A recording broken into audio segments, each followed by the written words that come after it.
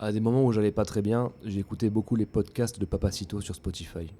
Burger Ring, ça s'appelle comme ça. C'est phénoménal, le mec il te prend un sujet, il te le taille et toi tu rigoles. Il a traité avec beaucoup d'amour la franchise de Tolkien, Le Seigneur des Anneaux, mais au cinéma. Et un passage de l'un de ses podcasts à ce sujet m'a fait cogiter. J'ai l'impression que beaucoup de mes vidéos vont commencer comme ça. J'ai mal, je bosse seul, je mets un fond sonore, puis je cogite des trucs dans mon coin, comme un autiste. Sans la surintelligence, bien sûr, ça va de soi. Alors non, j'ai pas lu les bouquins, j'y travaille, mais je les ai pas lus. J'ai grandi avec les films par contre, depuis ma plus petite enfance.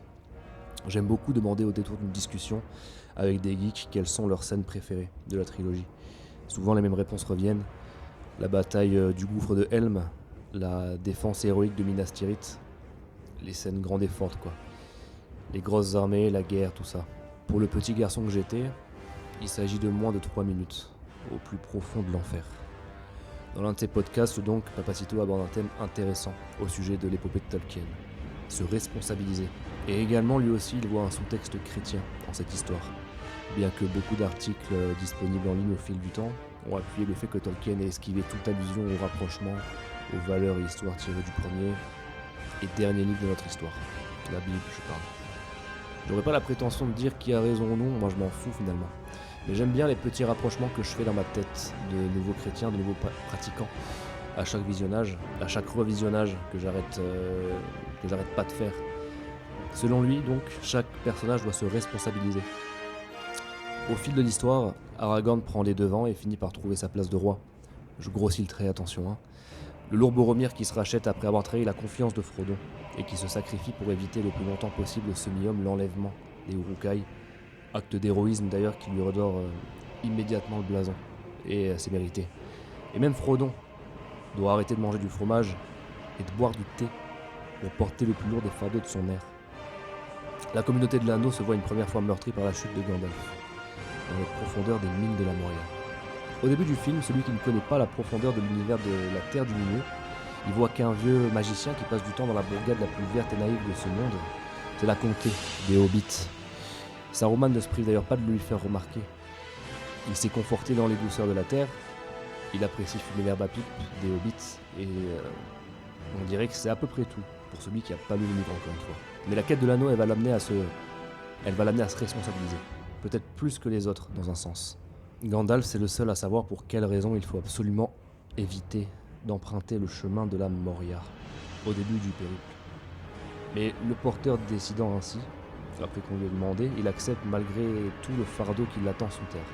Car oui, le magicien alors jusqu'ici gris sait qu'aucun membre de l'équipe ne peut agir face à ce fléau des abysses de la mine, que personne ne semble connaître, en fait, à part lui et d'autres, les anciens quoi.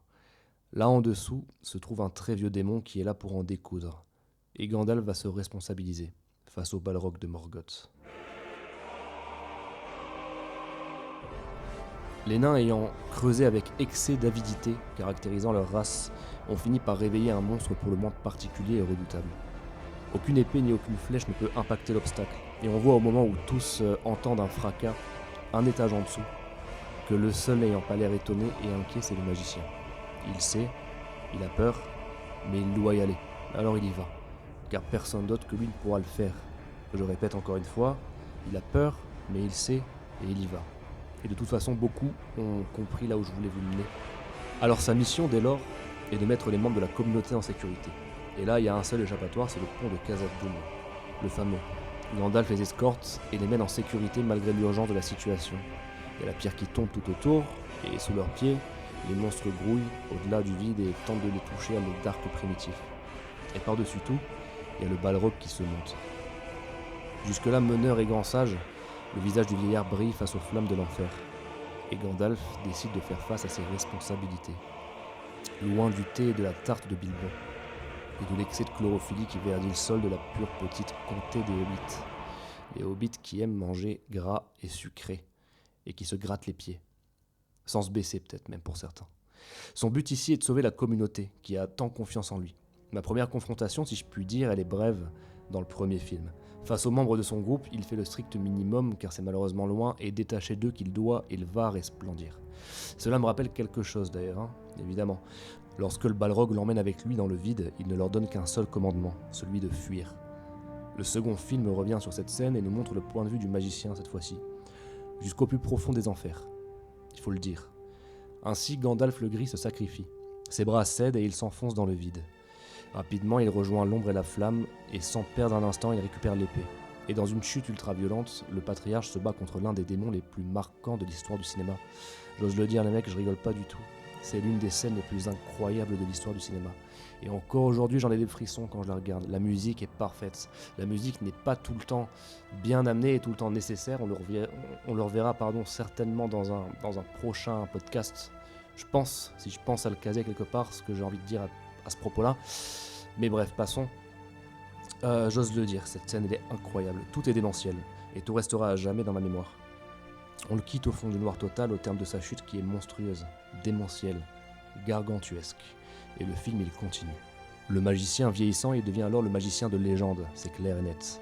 Plus tard dans les deux tours, alors que l'héritier de Isildur, le nain Balour là, et la folle qui surfe sur des boucliers, navigue dans la forêt de Fangorn. T'as pas aimé ce que je viens de dire sur Legolas ? Ouais, t'as vu ? C'est gratuit, c'est comme ça. Ils sont dans la forêt de Fangorn et à la recherche de Merry et Pipin. Une lumière vient les interrompre, si je puis dire aussi. C'est Gandalf le Blanc qui se montre à eux.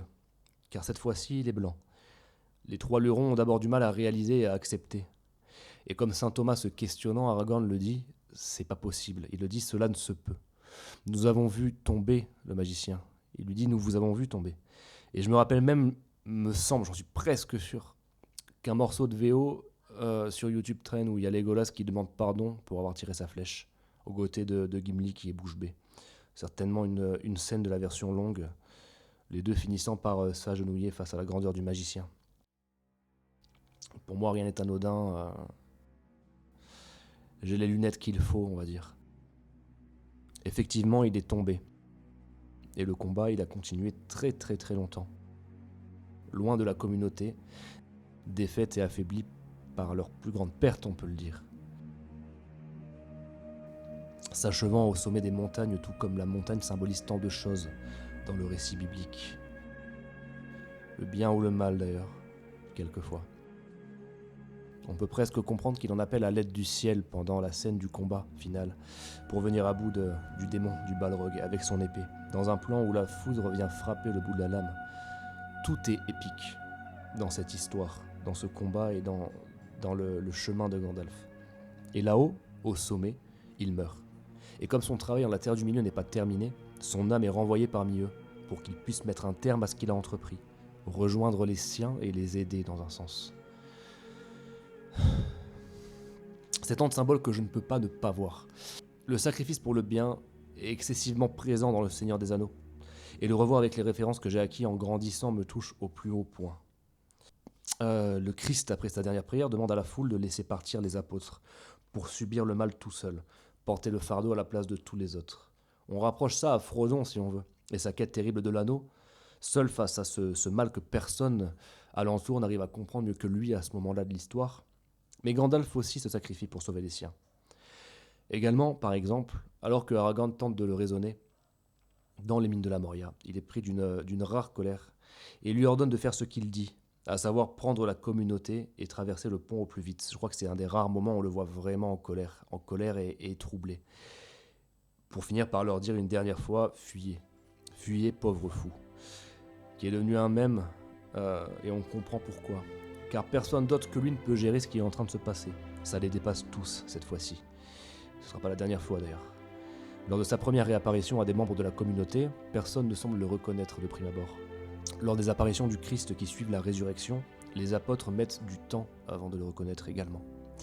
À la fin, Gandalf y s'en va, vers les terres immortelles, comme le Christ qui s'en va au ciel, siéger à la droite de Dieu le Père finalement. Et tous ceux qui l'accompagnent peuvent être assimilés à des saints. Si par hasard tu n'es pas friand de la chrétienté et que tu vomis les petits détails que j'ai soulignés et que tu trouves ça chiant, tiré par les cheveux peut-être, c'est même quasi certain sous certains points, sache que j'en ai rien à cirer. Les œuvres, qu'importe le média, deviennent personnelles lors du visionnage, c'est comme ça. Et on y voit ce qu'on veut malgré nous, c'est comme ça. Même pour le film d'auteur le plus chiadé, notre cerveau se l'approprie quelque part. Petit, j'ai passé un moment inoubliable, et grand, j'ai vu une métaphore du seul héros que notre terre ait connu. Et ça, j'aime bien. J'aime vraiment beaucoup. Si vous êtes d'accord ou pas, tant pis. En tout cas, je l'ai dit, j'avais besoin de le dire. Ça a cogité dans ma tête. Je retourne prier mon chapelet. Bien à vous les mecs.